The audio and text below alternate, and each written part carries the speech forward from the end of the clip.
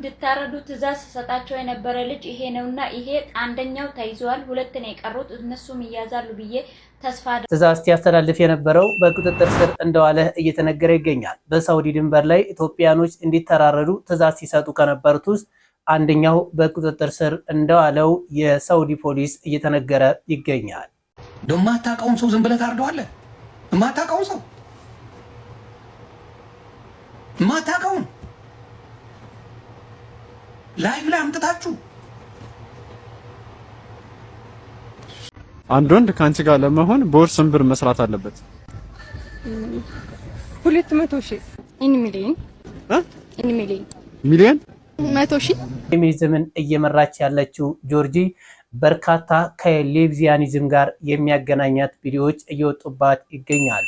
አንደኛው ባል ምንድነው የሚለው ሲሆን ሌላኛው ደግሞ በአንገቷ ላይ የምታደርገው ምስል ቀጥታ ከሌዝቢያን ሎጎ ጋር ተመሳሳይ መሆኑ እየተነገረም ይገኛል። የተሰበክሽው የእስራኤል አምላክ ጀዝባ ነው። ኦርቶዶክስ የሆነ ወንድ ደፋሪ ሆኗል። ኦርቶዶክስ የሆነ ወንድ ሴትን አንቋሻሽ፣ አጥላይ፣ የበታች አድራጊ፣ ተሳዳቢ፣ አጥቂ፣ አሲድ ደፊ ሆኗል። ኮፒ ሊንክ ሼር ፖስት እያደረጋችሁ ለብዙዎች እንዲዳረስ አድርጉ። የዚህች ልጅ መማር የተለወሰ መርዟን በሁለት ታሪኮች ተንተርሼ ላስረዳችሁ። ባል ማለት የቤት ራስ ነው። የቤት ራስ ጣራ። ሰላም ሁላችሁንም በያላችሁበት ሀገርና ሰዓት አቆጣጠር በድጋሚ እንኳን ለቡሄ በዓል ለደብረ ታቦር አደረሳችሁ አደረሰን። ቪዲዮውን ለበርካቶች እንዲደርስ ላይክ፣ ሰብስክራይብ፣ ሼር ማድረጋችሁ እንዳዘነጉ። ቀጥታ ወደ ቪዲዮችን እንሄዳለን። ላይቭ ላይ ቁጭ ብለው በስደት ሀገር በሳውዲ ድንበር ላይ ያንን በረሃ አቋርጠው ከአሳ ነባሪ ተርፈው የድሃ ልጆች እርስ በርሳቸው እንዲተራረዱ ሲያደርጉ ከነበሩት ውስጥ እንግዲህ አንደኛው በሳውዲ የጸጥታ አካላት በቁጥጥር ስር እንደዋለ እየተነገረ ይገኛል። ሌሎቹም ደግሞ በቅርቡ በቁጥጥር ስር እንደሚውሉ እየተነገረ ይገኛል። መረጃውን ላጋራችሁ። ይህ አሳዛኝ ነገር እንደዚህ ሲፈጸም ግን አባቶችና የሚመለከተው አካል እስካሁን መግለጫ አልሰጠም። ይህ ነገር እንዴት ነው እነሱ ጋር አልደረሰም ማለት ነው? እጅግ ያማል እኮ። ኢትዮጵያኖች እንደዚህ በሰው ልጅ ጨክነው እርስ በርሳቸው ሲተራረዱ ማየት እኮ በጣም ያማል።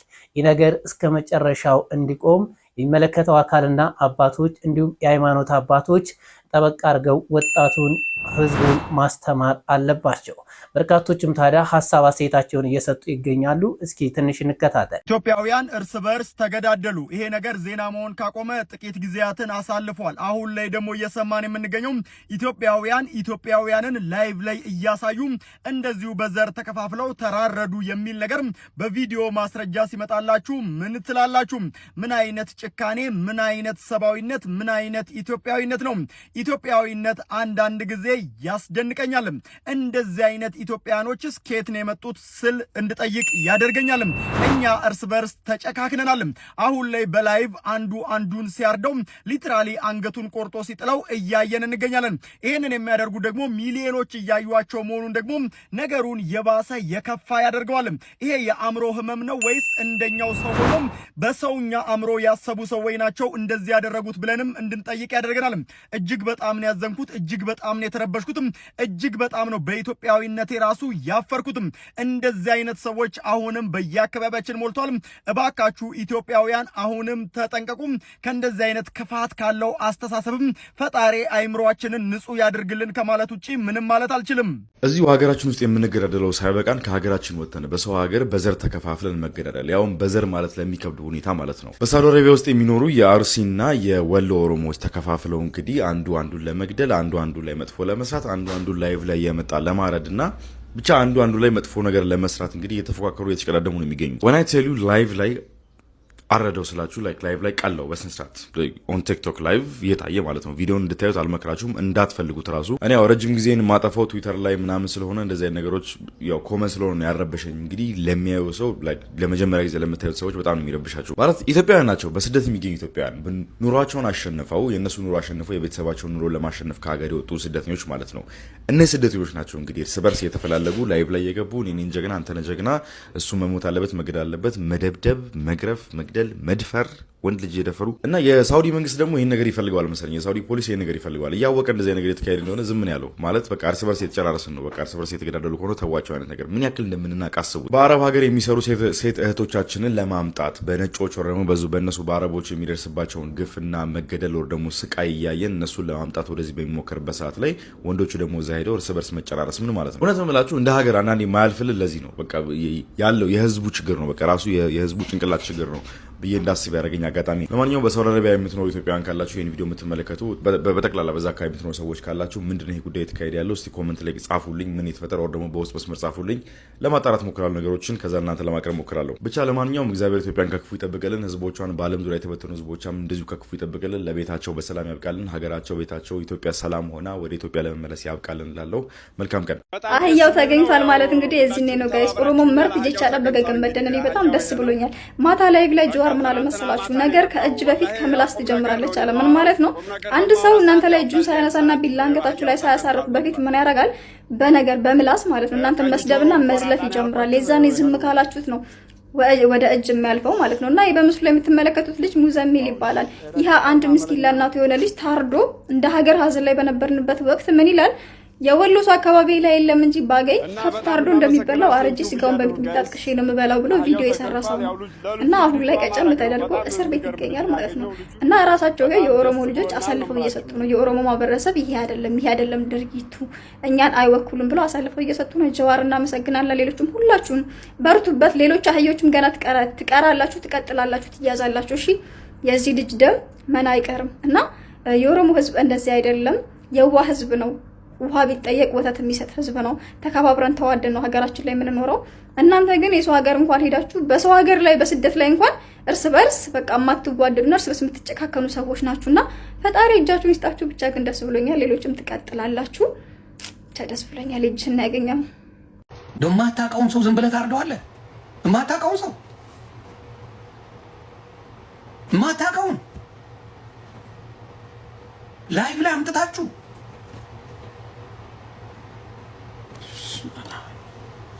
ግን ያ ነገር እንዲደበቅ ያልሰሩት ነገር የለም። ግን አመስግኑልኝ ኪያን እናትኛ ልጆቻችን ሬሳ ላይ አድርገው ሰድበውብናል። ለሀቅ ስትል የምትከፍለው ዋጋ በጣም ብዙ ነው። ለሀቅ ስትል ዋጋ ትከፍላለህ ኪያ። ከዚህም በላይ ዋጋ ልትከፍል ትችላለህ። ልጆች አይምሩልህ፣ እናት አትመር፣ ማንም አይማርልህ።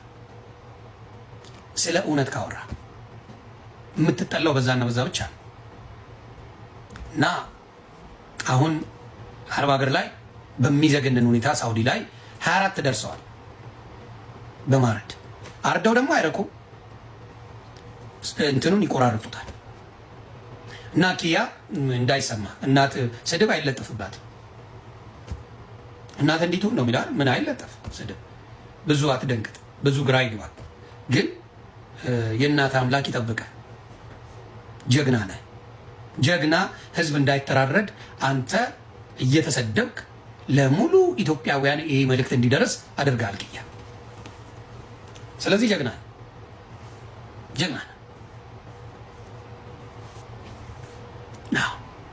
ና በጣም ጨካኞች አረመኔዎች ናቸው። በጣም አውሬዎች ናቸው። በጣም እዚህ የመጣ አይደለም። አሁን በማረድ ደረጃ አሁን ያመጡት ነገር አይደለም። ሰው ከመሬት ተነስቶ የሆነ ሰው አያርድም። ያደጉበት ነው። አይተዋል። ሌሎችን እየወሰዱ ሲያርዱ አይተዋል። የነበሩበት ምድር ላይ የሰው ደም ሲጠጡ አይተዋል። ያንን ያደረኩት ምንም አንድን ሰው አንተ ከመሬት ተነስተህ ይሄን ሰው ረድልኝ ብትለው አያርድልህም። መቼም አይደለም። የለመዱት ነው። ስለዚህ የሰውን ልጅ እዛ ቦታ ላይ የሚኖሩበት አካባቢ እየመረጡ የሆነ ሰው ያርዱ ነበር፣ ይጨርሱ ነበር እዛ አካባቢ። ያንን ይዘው ሰው ሀገር ላይ ሄዱ። ሰው ሀገር ላይ የሚያውቁት ይሄንን ነው እያመጡ ላይፍ ላይ ነው ማለት። እናመሰግናለን። እንደሰማችሁት ነው። ኢትዮጵያኖች ግብረ ገብነታችን ጠፍቶብናል። ያንን ግብረ ገብነትን እንዲመልስ የሃይማኖት አባቶቻችን ኢትዮጵያኖች ግብረ ገብነት ጠፍቶብናል፣ ያ ግብረ ገብነት የድሮው ደጋግነታችንና የዋህነታችን አንድነታችን እንዲመለስ የሃይማኖት አባቶች የሚመለከተው አካል ሁላችሁም በአንድነት ሆናችሁ ካልሰራችሁ አገራችን አደጋ ላይ ናት። አንድ ወንድ ከአንቺ ጋር ለመሆን በወር ስንት ብር መስራት አለበት? 200,000 ኢን ሚሊዮን ኢን ሚሊዮን ሚሊዮን 100,000 100,000 1 ሚሊዮን እንዴት አንድ ሚሊዮን በቃ 100,000 እኔ ብሩ ምን አንገባኝ እኔ እሱ ብቻ 100,000 ብር ይበቃል። አብሬው ኮንኩ ኖርማል ነው። ካገባሁት ግን ቆንጆ ምንም አይል አሪፍ የሆነ ግን የሚያስተዳድር ገንዘቡ አያችሁ። ወጣቱ ለምንድነው ትዳርን የሚሸሸው? ወጣቱ ለምንድነው ከትዳር የሚርቀው ለሚባለው ጥያቄ ይሄ ጥሩ መልስ ነው። 1 ሚሊዮን ብር 100,000 ብር ዲያስፖራ እኔ በውጭው ዓለም ነው የምኖረው። እኔ በወር 200,000 ብር አላገኝም። እንዴት ነው ኢትዮጵያ ያለ ወንድ እንዴት ነው ኢትዮጵያ ያለ ወጣት 1 ሚሊዮን ብር ምን ሰርቶ ነው? ወሩን ሙሉ ማጅራት መጥቶ ነው ወይስ ምን አይነት ኦኬ ቢዝነስ ካለው ድርጅት ካለው ሊሰራ ይችላል። ይሄ ተምሮ አሁን አንድ ዶክተር 10,000 ብር ደሞዝ በሚከፈልበት ሀገር ላይ ከየት አምጥቶ ነው 100,000 ብር? ከየት አምጥቶ ነው 50,000 ብር? ሚሊዮኑን ተውት። ሚሊዮን ያሉት እነሱ መቼም አያገቡም፣ መቼም አታገቡም። እናንተ ግን እንደው በቁም ነገር ግን እስቲ በእውነት ንገሩኝ። ወይስ እኔ ኢትዮጵያን ለቀቄ ከወጣው በኋላ የሰው ገቢው ጨምሯል? በሶሻል ሚዲያ በሰፊው የምትታወቀው ሴቶችን እያነቃቃች ያለችውና ለሴቶቻችን ድምጽ ይሰማ ለሴቶቻችን ድምጽ ሆናለሁ በማለት እያለች ለሴቶቻችን ድምጽ ሆናለሁ በማለት የምትታወቀው ጆርጂ በአሁኑ ሰዓት ትዳርን እጅግ እንደምትጸየፈውና ለትዳር ያላት አመለካከት በተደጋጋሚ በምንለቃቸው ቪዲዮዎች እየገለጠች ትገኛለች። ባል ማለት የቤት ራስ ነው። የቤት ራስ ጣራ እንዴ it's just a joke guys ተረጋጉ it's a joke it was not a serious question ሳርካዝም ነበረ ፖስቱ seriously ለምንድን ነው የምትመልሱት መልስ ማሞገስ ነው እንትን no we know ባል ምን እንደሆነ አቃለው ባል ምን እንደሆነ by the way እየቀለድኩ ነው ያንን ፖስት የሰራሁት ኮሜንቱን አንብባችሁታል ከላይ የሚለው it was just a sarcasm ቶችዬ ምን ሆናችሁ ነው ግን ቺገርድ የምትሆኑት እንደዚህ ወንዶች ስላስገድዶ መድፈር ስለ መደብደብ ከዚህ በላይ ብዙ ባላስኬድሽ ደስ ይለኛል። እውነት ነው ወንድ ልጅ የቤት ራስ ነው። ወንድ ልጅ የቤት ራስ እንደሆነ የማይገባሽ ለምን መሰለሽ? የወንድ ልጅን ትርጉም የማይገባሽ ለምን መሰለሽ? ብዙ ጊዜሽን ከተመሳሳይ ጾታ ጋር ግንኙነት ስለምትፈጽሚ ነው።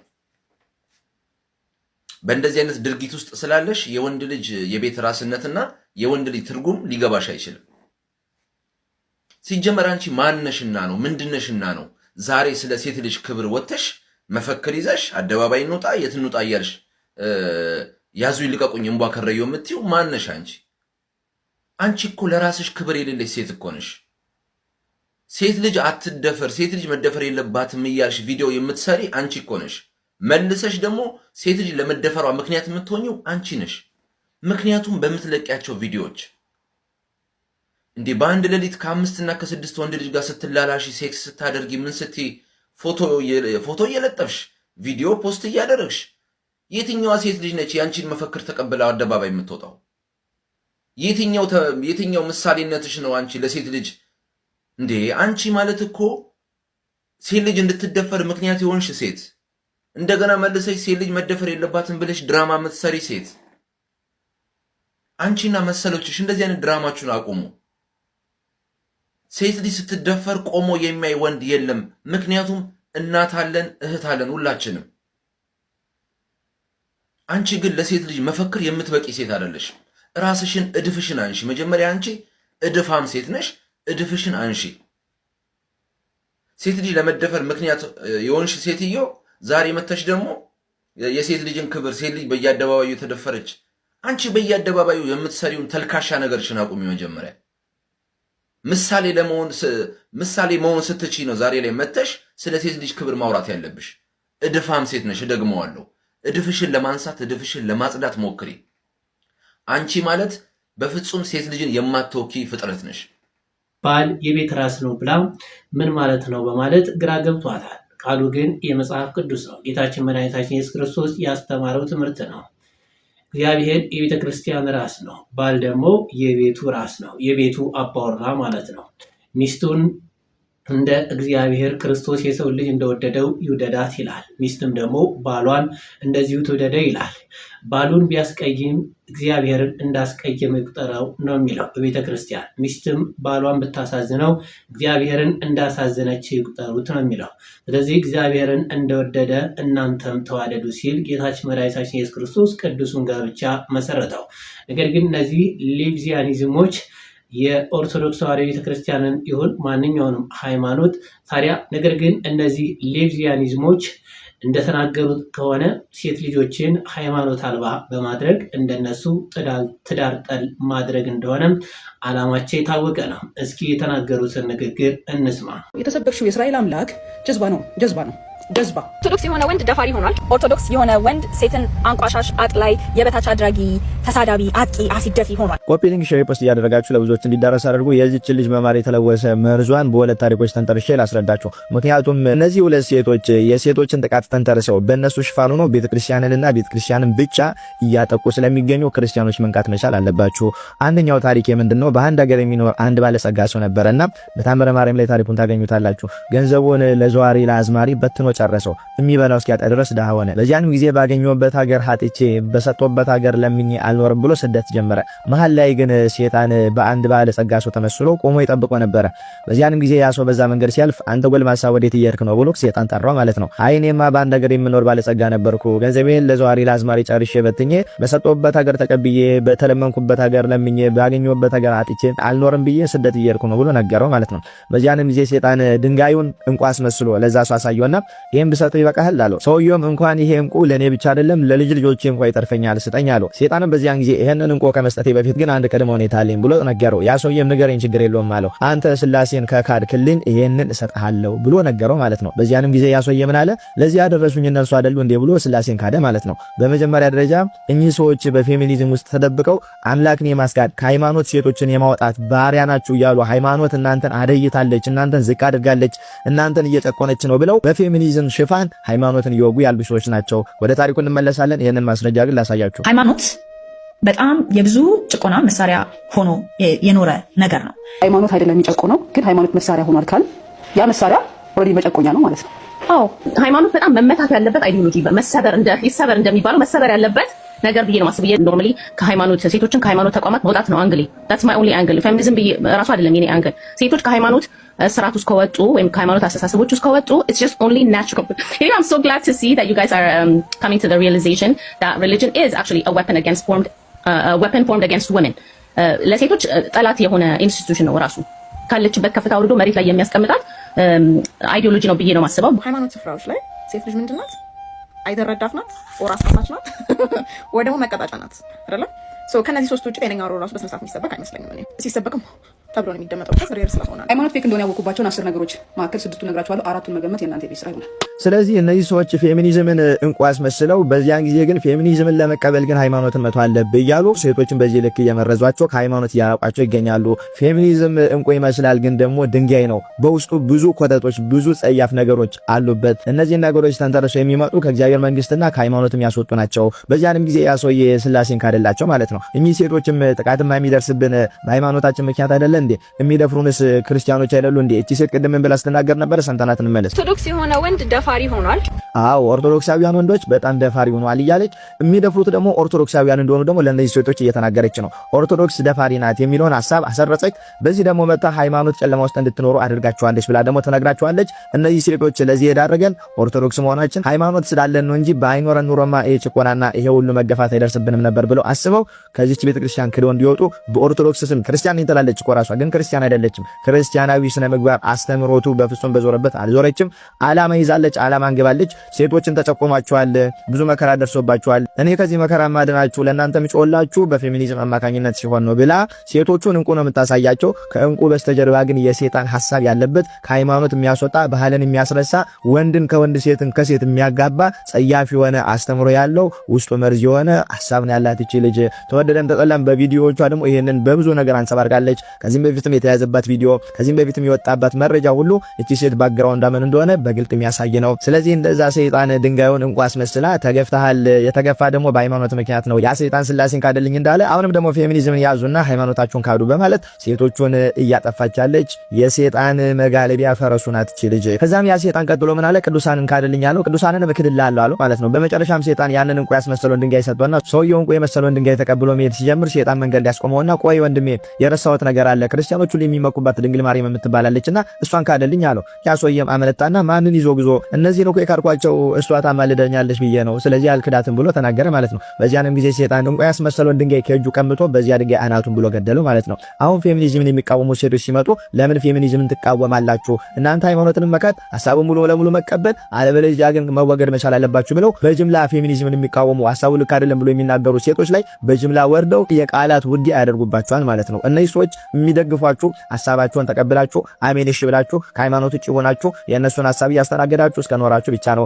አለበለዚያ ተቃውሞ ብታነሱ እዚህ ጋር ልክ አይደለም ብትሉ እንደዚህ ሰይጣን እንቁ የመሰለውን ሐሳባቸውን ገልብጠው በዛ ሐሳብ እናንተን ይወጓቸዋል ማለት ነው። ስለዚህ ከእንደዚህ አይነት ሴቶች ተጠንቀቁ። እንዲሁም ደግሞ ሴቶች ትገፋትን ቤተክርስቲያን የሴቶችን ጭቆና ቤተክርስቲያን አትደግፍም። ሴቶች አይጨቆኑ ብላ ለሴቶች ትልቅ መፍትሄ ትሰጣለች ቤተክርስቲያን። ሴቶችን እግዚአብሔር ሴቶችን በምን ያህል መጠን እንዳከበሯቸው ለማወቅ ቅድስት ድንግል ማርያምን መመልከት በቂ ነው። ከዛም ባሻገር ታቦት ቀርጻ ቤተክርስቲያን ሰርታ ሴቶችን በዚህ ልክ አክብራ ቅዱሳን ብላ የምታዘክራቸው እኮ ለሴቶች ትልቅ ክብር ስላላት ነው ቤተክርስቲያን ይሄንን ሁሉ የምታደርገው። ስንክሳር ጽፋ ለሴቶች ታሪካቸውን ከወለታቸው ስራቸውን የት እንደኖሩ ምን እንደተጋደሉ በምን እንደበቁ በምን ቅዱሳን እንደሆኑ ጭምር ከዛም ቤተክርስቲያን ሰርታ ታቦት ቀርጻ ሴቶች እንዲከበሩ እለት እለት ስማቸው እየተጠራ ቅድስት አርሴማ፣ ቅድስት ፍቅርተ ክርስቶስ፣ ቅድስት ወለተ ጴጥሮስ፣ ቅዱሳን አንስት ብላ እለት እለት የምታዘክራቸው ሴቶች አሉ። ይሄም ያሳየው ቤተክርስቲያን የሴት ልጅ በምን ያህል መጠን እንዳከበረቻት ነው። እነዚህ ሴቶች ግን ቤተክርስቲያን ይሄንን እንዳደረገች እንድታዩ አይፈቅዱላችሁም። ታሪክን እንድትመረምሩ አይፈቅዱላችሁም። እነሱ እናንተ እንድታዩት የሚፈልጉት ቤተክርስቲያን ሴቶችን ጨቆናለች፣ በሃይማኖታችሁ ምክንያት ነው እየተጨቆናችሁ ያላችሁት። ምክንያት ሲባል ግን ምንም አይነት ምክንያት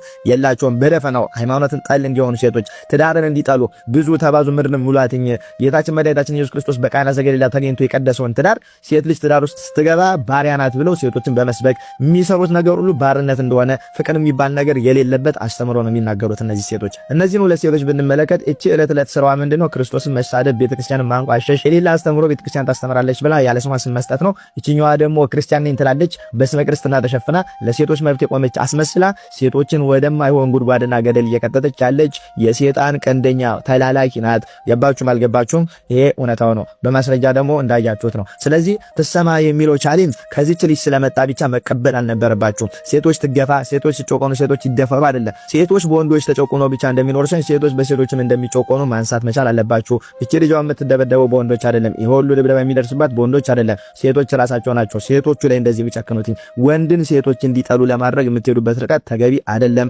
ምክንያቱም ብዙውን ጊዜ በሴቶች ላይ ጥቃት እንደሚፈጸመው ሁሉ ሴቶችን በወንዶች ላይ ጥቃትን ይፈጽማሉ። ጥቃቅን አነስተኛ ሴቶች ተነስተው ግን ወንዶችን ስላጠቁ ወይ የፈላዋ ስለደፉባቸው በመርዝ ወንዶችን ስለገደሉ ብዙ አይነት መከራና አደጋ ወንዶች ላይ ስላደረሱ የሆኑ ጥቃቅን ሴቶች ሁሉ ግን አይረቡም፣ በጣም ጨካኝ ናቸው ብለን እንድንናገር አያስደፍረንም። ጥቂት ወንዶችን ተነስተው ሴቶችን ስለደፈሩ ወንዶች ሁሉ ደፋሪ ናቸው፣ በተለይ ቤተክርስቲያን ደፋሪ ናት ብሎ በዚህ ልክ አፍን ከፍቶ ለመናገር አያስደፍርም። ጥቃቅን ወንዶች ሁሉን ወንዶች አይወክሉም፣ ጥቃቅን ሴቶች ሁሉን ሴቶች አይወክሉም። ስለዚህ ይሄንን አውቃችሁ እሷ በምታደርገው እንቅስቃሴ ውስጥ ክርስቲያኖች ባትሳተፉ፣ ቤተክርስቲያናችሁን እየሰደበች ቤተክርስቲያናችሁን እየነቀፈች ኦርቶዶክስ ተዋሕዶ ቤተክርስቲያን ወንዶች ደፋሪዎች ናቸው ብላ እየተናገረች አዎ ደፋሪዎች ነን ብላችሁ እሷ ያመጣችውን ፕሮፋይል ለጥፋችሁ እሷን ደግሞ እያወደሳችሁ የምትናገሩ ወንዶች እንዲሁም ሴቶች ለቤተክርስቲያናችሁ ጠላት የሆነችዋን በማር የተለወሰችውን መርዝ እየደገፋችሁ ቤተክርስቲያን እንድትጠፋ ትውልዱ እንዲጠፋ እያደረጋችሁ ነው። ስለዚህ የሄደው የመጣው ሁሉ እንደፈለገ ባይነዳ መልካም ነው። ዝም ብላችሁ አትነዱ፣ አስተውሉ። ለምን እንዴት ወዴት ከየት ብላችሁ ለመመርመር ሞክሩ። መጽሐፍም ሁሉን መርምሩ ብሎ ስለሚናገር ማለት ነው።